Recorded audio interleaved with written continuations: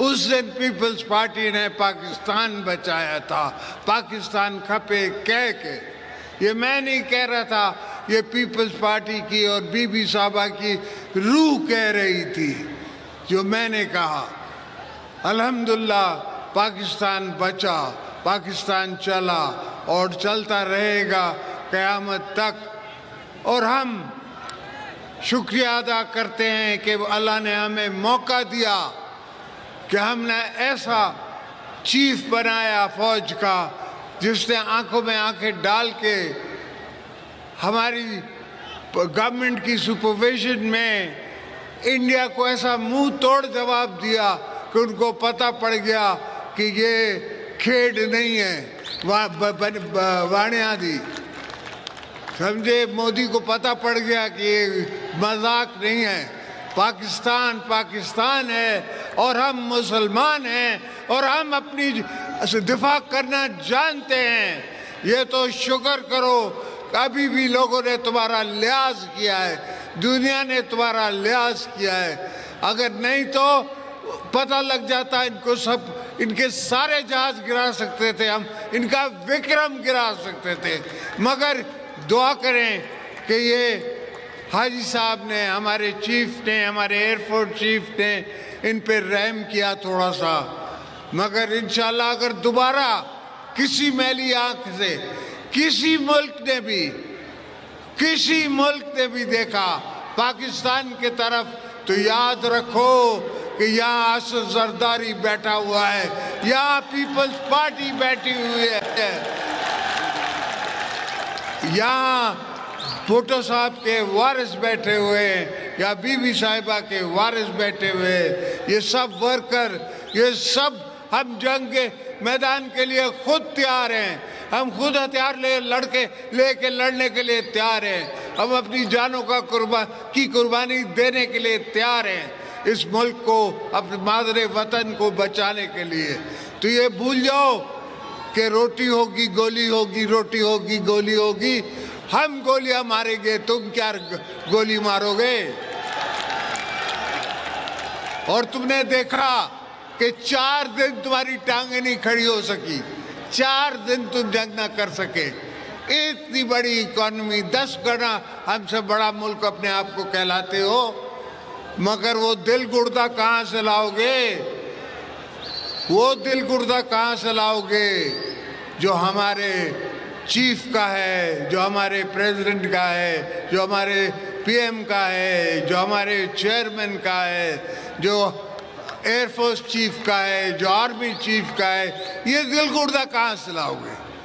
اس کے لیے دل چاہیے، اس کے لیے جان چاہیے، اس کے لیے شہادت کی امید رکھنی ہے، اس کے لیے شہادت کی دعا اپنے لیے کرنی ہے.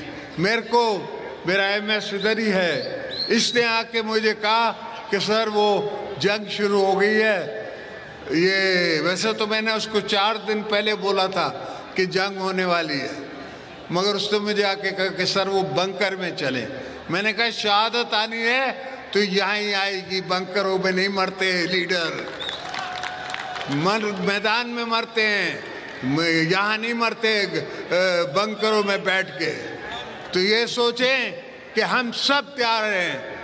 اگر دوبارہ کبھی بھی پاکستان کو ضرورت پڑی، کبھی بھی ہماری دھرتی ماں کو ضرورت پڑی تو ہم اپنی سب جان مال دھن سب کو لگانے کے لیے تیار ہیں. تو دوستو، پاکستان کو سنبھال کے، بی بی کا پاکستان سمجھ کے، ذوالفقار علی بھٹو کا پاکستان سمجھ کے، حضرت قائد اعظم محمد علی جناح کا پاکستان سمجھ کے ہم نے بچانا ہے، چلانا ہے، رکھنا ہے. اور آپ سب کو بھی بچانا ہے. کبھی بھی جب بھی میں جیلوں میں گیا میں نے یہ نہیں کہا کہ میرے ورکروں کو باہر نکالو، میں نے یہ کہا ورکروں کو اپنا خیال کرو، تم بچ کے رہو، میں ان کو خود ہی اکیلا مقابلہ کروں گا. اور یہ سوچ، یہ فکر، یہ دماغ، یہ دل مجھے بی بی صاحبہ سے ملتا تھا کہ بی بی صاحبہ کہتی تھی کہ میں اکیلی ان سب کے لیے کافی ہوں. تو ہم سب پیپلز پارٹی ہم اکیلے ہی دشمنوں کے لیے کافی ہیں، یہ کبھی نہ دشمن سوچے۔ ہم نے تب بھی جھنڈا پاکستان کا لگایا تھا جہاں بی بی نے حکم کیا تھا، ہم آج بھی اس جھنڈے کے ساتھ چل رہے ہیں اور انشاءاللہ چلتے رہیں گے، ہماری آنے والی نسلیں بھی چلتی رہیں گی۔ کسی کا دل نہیں کرتا کہ وہ اپنے بچوں کو ایسی جگہوں میں ڈالے جو ہمارے ہاں جنگیں ہیں، مگر ہمیں کوئی ڈر نہیں لگتا۔ ہم کہتے ہیں کہ ہماری آنے والی بھی نسلیں لڑیں گی، اس سے بھی آنے والی نسلیں لڑیں گی اگر ضرورت پڑی۔ ہم جنگ کے شوقین نہیں ہیں، ہم کس ملک سے لڑنا نہیں چاہتے، مگر اگر کوئی ہماری ساتھ ہمارے گریبان میں ہاتھ ڈالے گا تو ہم اس کو دوپی پچاٹ ماریں گے، جس طرح ہم نے انڈیا کو مارا تھا، اب ان کو بھی ماریں گے۔ جو بھی ہماری دھرتی کی طرف ناسور آنکھوں سے دیکھے گا، جو بھی دیکھے گا، تو ہمارا ایسا چیف بیٹھا ہے کہ ان کو وہ چنے چبا دے گا۔ پاکستان کی آرمی ان کو چنے چبا دے گی اور ایئر فورس چنے چبا دے گی، ہماری نیوی چبا دے گی۔ یہ سب بی بی صاحبہ نے اور ہم نے پہلے سے ہی بندوبست کر کے رکھے ہیں۔ بھٹو صاحب سے لے کے آج تک ہم اس دن کی تیاری کر کے بیٹھے ہیں کہ ہو سکتا ہے کبھی ہماری ضرورت پڑ جائے، ہو سکتا ہے ہمیں کسی سے لڑنا پڑ جائے۔